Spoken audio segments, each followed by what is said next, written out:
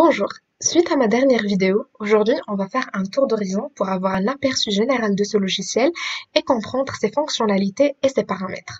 Avant de commencer, je voudrais vous rappeler que j'ai travaillé avec une base de données de type CSV de COVID-19 qui contient le nombre de contaminations, le nombre de décès et le nombre des personnes récupérées dans les différentes régions et pays du monde et dans un intervalle de temps qui commence le 22 janvier jusqu'à le 10 mai.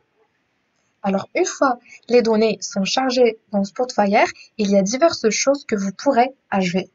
Faisons un petit tour d'horizon des fonctionnalités pour mieux maîtriser ce logiciel. Donc, commençons tout d'abord par le début et la barre de menu tout en haut. Comme toute autre barre de menu que vous utilisez avec d'autres logiciels, juste au-dessous, vous avez la barre d'outils avec des raccourcis vers ce dont nous avons plus besoin, comme l'ouverture d'un fichier, le téléchargement ou bien l'ajout des données, le retéléchargement des données, l'icône d'enregistrement. Alors, une fois vous terminez votre analyse ou votre étude, vous pouvez la sauvegarder sur la librairie de TIBCO pour pouvoir la partager par la suite avec vos collègues en partageant le lien.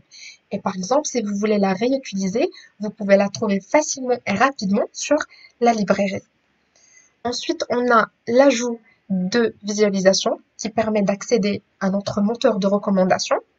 Vous pouvez également changer l'aperçu de votre page de travail, soit en blanc ou en noir. Moi, personnellement, j'aime bien travailler sur une page blanche. Plus bas, vous avez les différentes pages. Donc, vous pouvez ajouter des pages, soit en cliquant sur ce plus, ou bien sur cet icône sur la barre d'outils.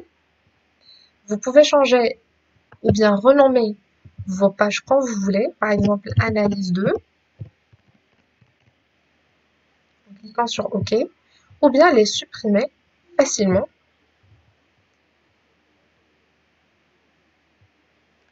Donc, nous pouvons avoir autant de pages de visualisation que nous le désirons. Et plus bas, vous avez votre toile de travail.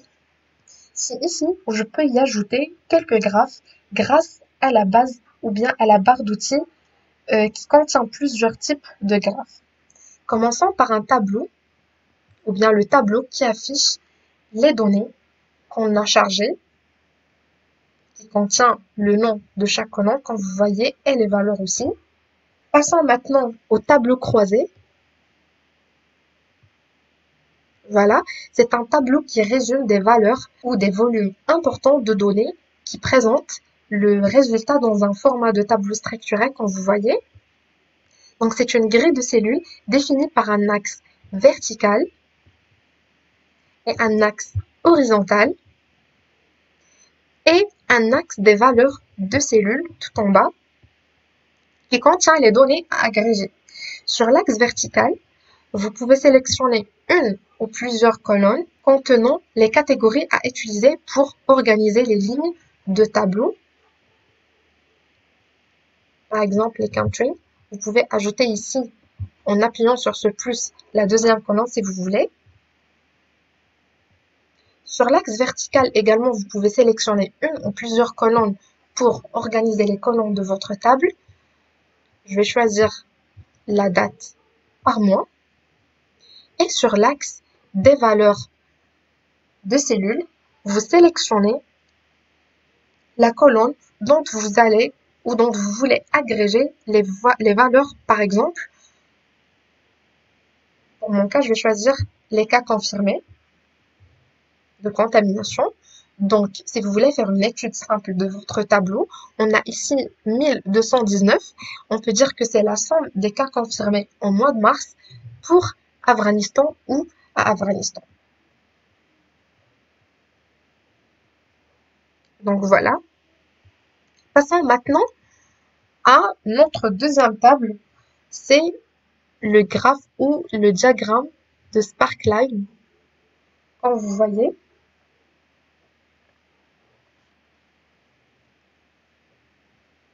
voilà.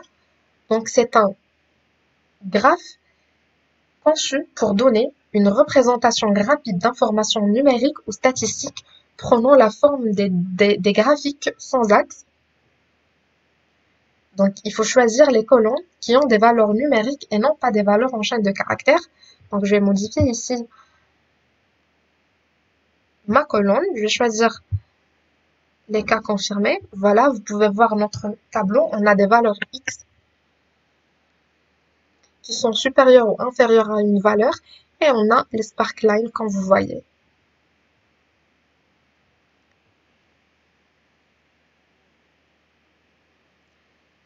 Passons maintenant à l'histogramme.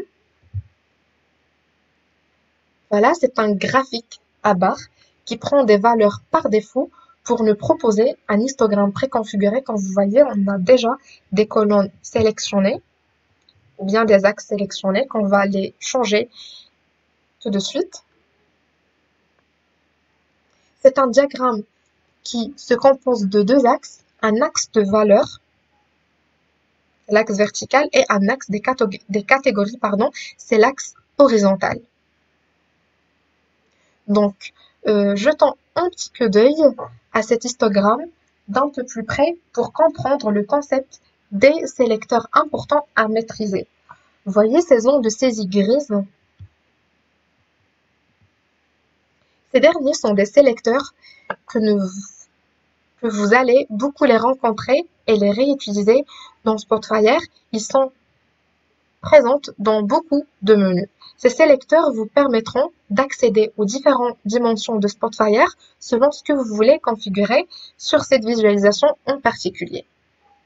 Par exemple, pour mon histogramme, je vais choisir ici les cas confirmés, par exemple, par rapport à la date. Et vous pouvez voir aussi que le sélecteur va nous proposer plusieurs formes de dates, soit par mois ou par an ou par semaine ou par jour. Je vais choisir la date par mois et on peut voir notre histogramme avec les barres. Nous avons aussi un autre axe sur la légende, c'est l'axe des couleurs. Par exemple, on peut changer les couleurs des barres par rapport à la date. Voilà, vous pouvez voir que chaque barre est présentée par une couleur différente. Et si on clique ou on pose notre curseur sur l'une des barres, vous pouvez remarquer que Spotfire va nous afficher les informations qui correspondent à la barre. Par exemple, la somme des cas confirmés par rapport au mois d'avril. Vous pouvez également représenter vos données dans un graphique linéaire qui affiche les informations sous la forme d'une série de points de données appelés des marqueurs. Voilà, ils sont liés par des segments de lignes droites. Alors sur mon graphe, j'ai un axe vertical qui représente la somme des cas confirmés et un axe horizontal qui représente la date par mois. Mais on n'a qu'une seule partie du janvier et même pour mai, parce que notre étude ou notre base de données, c'était dans un intervalle de temps qui commence le 22 janvier jusqu'à le 10 mai. Alors on peut voir ça sur le filtre de la colonne date, quand vous voyez sur mon écran. Donc voilà, c'est le filtre de la colonne date qu'on a qui commence le 22 janvier jusqu'à le 10 mai. Donc vous pouvez filtrer la date quand vous voulez. Vous pouvez prendre aussi l'intervalle de temps que vous voulez. Et vous allez remarquer le changement de la courbe sur votre diagramme.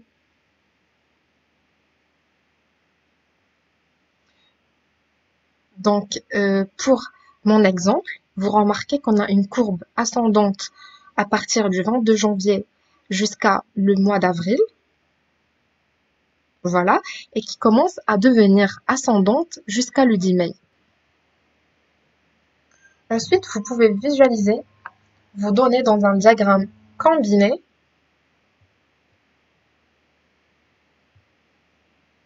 Celui-là qui permet d'afficher les barres et la courbe dans une seule visualisation, ce qui facilite la comparaison des valeurs de différentes colonnes dans vos données.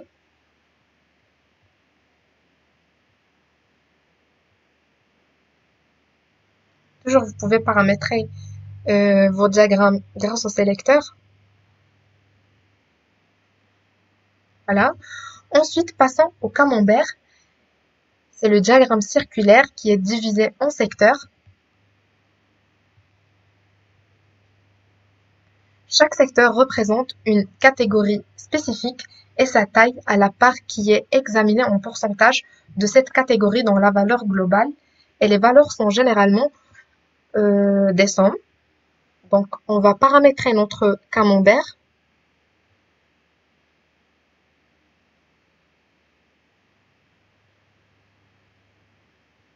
On peut choisir par exemple la somme des décès cette fois-ci. Voilà, vous pouvez voir le camembert et les couleurs. Chaque mois va prendre une couleur différente. Et si vous appuyez sur l'un des secteurs, vous pouvez remarquer que le Spotfire va nous afficher les informations nécessaires. Par exemple, ce secteur-là correspond à une somme de décès en mois de mars avec un pourcentage de 5,4%. Ensuite, nous avons la possibilité de créer un nuage de points.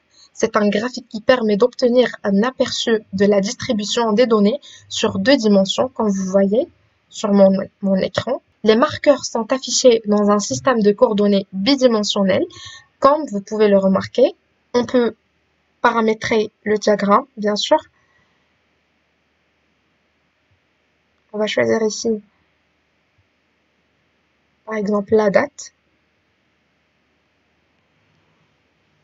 Ici, les cas confirmés.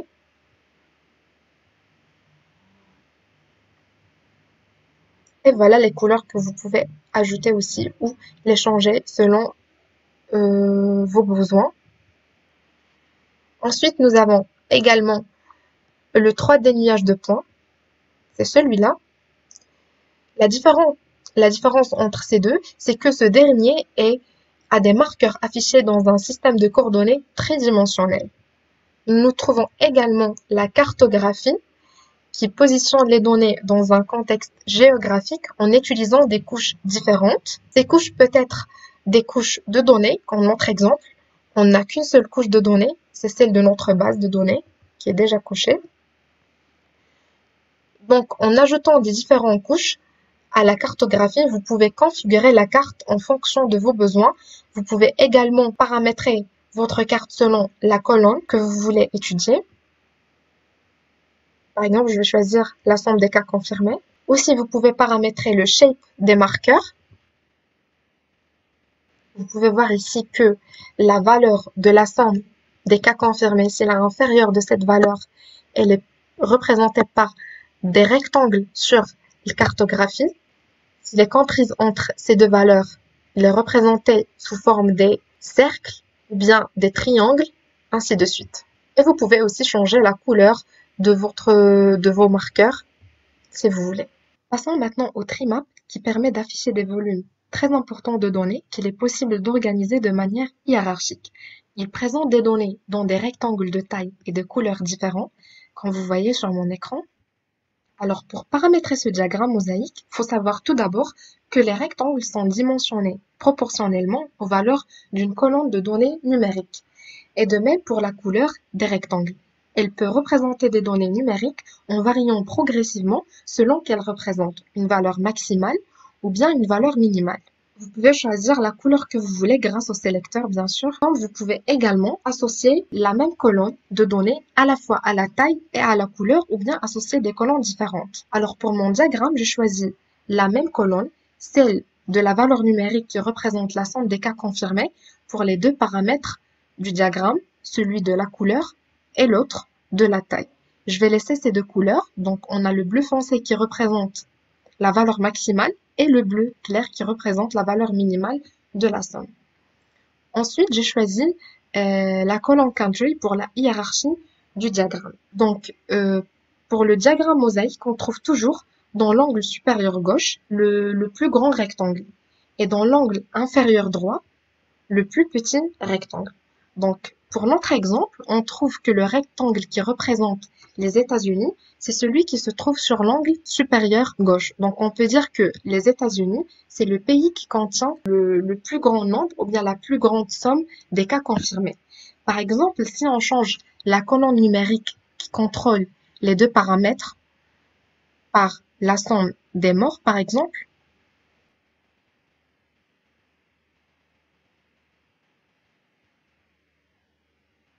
on va remarquer bien évidemment le changement des rectangles ou bien de la hiérarchie des rectangles d'un autre diagramme.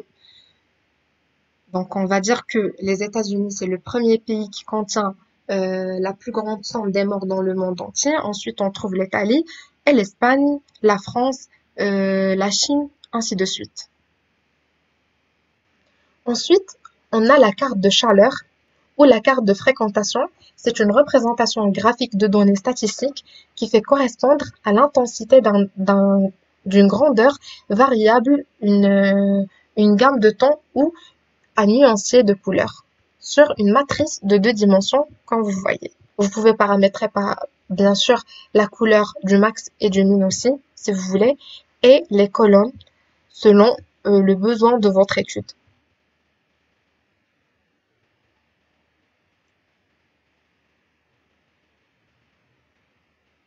Il y a aussi un graphe connu, c'est un graphe de coordonnées parallèles,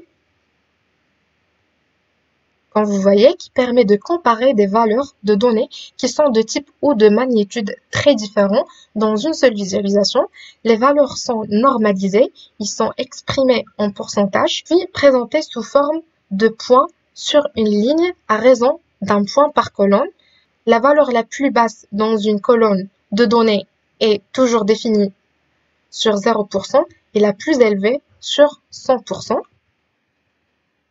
Par exemple, ici, on va prendre cette ligne, celle-là. Vous pouvez remarquer qu'il y a un point pour chaque colonne. Ensuite, on a la table de sommaire qui représente toutes les fonctions d'agrégation pour chaque colonne, comme la somme, la moyenne, le min, le max, la médiane, etc. Et finalement, nous avons la boîte à moustache qui permet de visualiser et de comparer la répartition des observations de variables quantitatives. C'est un moyen rapide de figurer le profil essentiel d'une série statistique quantitative. On va laisser ici la somme des cas confirmés par rapport. Voilà, vous pouvez remarquer notre boîte à moustache avec les valeurs. Donc, finissons avec les types des diagrammes. Juste après, on trouve l'icône qui nous permet d'ouvrir une zone de texte. Vous pouvez écrire votre code ou vos commentaires qui accompagnent vos analyses. Ensuite, vous les enregistrez. Et ils vont s'afficher directement dans Text Area. Il faut juste cliquer sur ce stylo. Vous pouvez écrire ce que vous voulez, par exemple, et vous enregistrez votre écriture qui va s'afficher directement sur Text Area. Comme ça vous facilite l'étude ou de marquer les observations que vous voyez sur les diagrammes ou sur l'analyse que vous faites.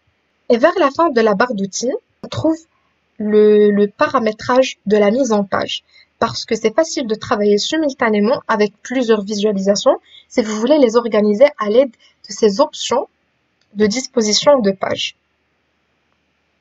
Donc revenons à notre histogramme par exemple, juste pour vous expliquer.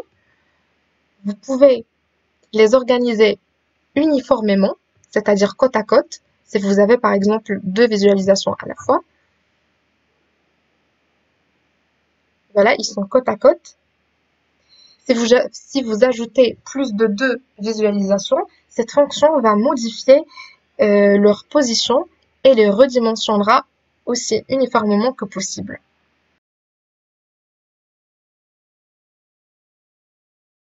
Sinon, vous pouvez par exemple les représenter en juxtaposition, comme vous voyez, ou bien aussi par empilement, l'une au-dessous de l'autre. Et vous pouvez également maximiser la visualisation, c'est-à-dire agrandir la visualisation active sur la page et masquer les autres. Voilà. Avant de finir cette vidéo, on va parler un peu sur le filtrage qui est assez important dans la visualisation et dans l'analyse de vos données. Alors, quand vous voyez sur la gauche, nous avons notre panneau de données. Ce dernier liste toutes les colonnes que vous avez chargées et les organiser de type. Voilà, les organiser en type, par exemple numbers, time, categories, etc. Ce panel nous permet aussi de filtrer rapidement. Donc, revenons à notre histogramme. Je vais supprimer ces diagrammes.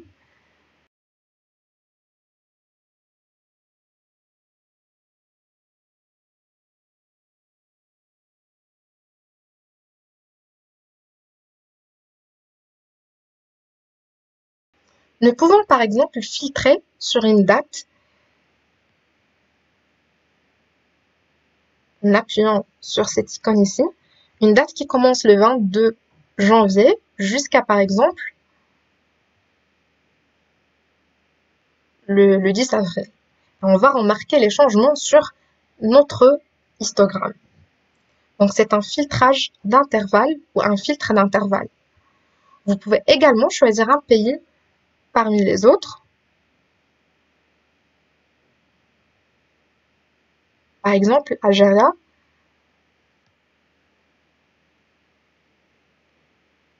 Donc les données représentées dans l'histogramme et dans le tableau sont désormais seulement dans la période entre 22 janvier jusqu'à le 10 mai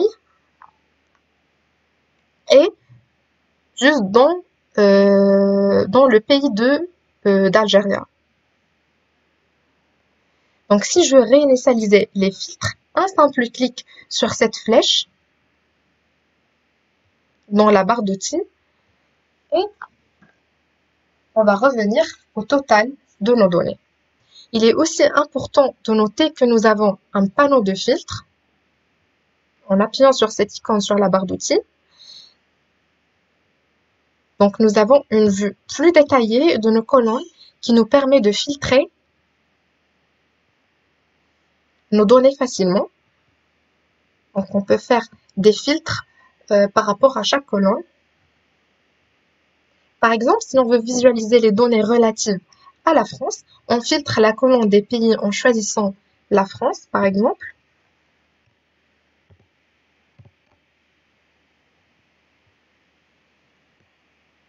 Et le filtre va s'appliquer sur tous les diagrammes de l'écran.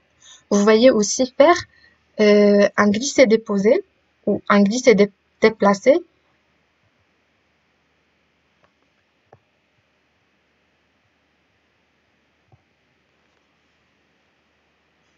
d'après le panneau de données pour configurer le sélecteur, par exemple.